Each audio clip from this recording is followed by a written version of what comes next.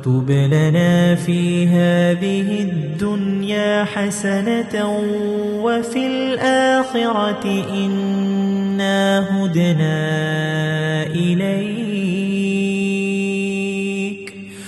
قال عذابي أصيب به من أشاء ورحمتي وسعت كل شيء فسأكتبها للذين يتقون ويؤتون الزكاة والذين هم بآياتنا يؤمنون. الذين يتبعون الرسول النبي الأمي الذي يجدونه مكتوبا عندهم في التوراة والإنجيل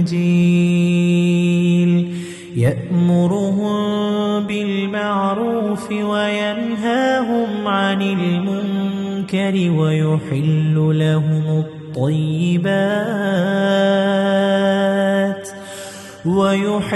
لهم الطيبات ويحرم عليهم الخبائث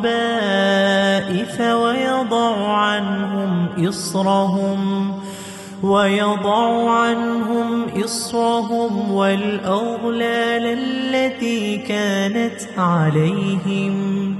فالذين آمنوا به وعزروه ونصروه واتبعوا النور الذي أنزل معه أولئك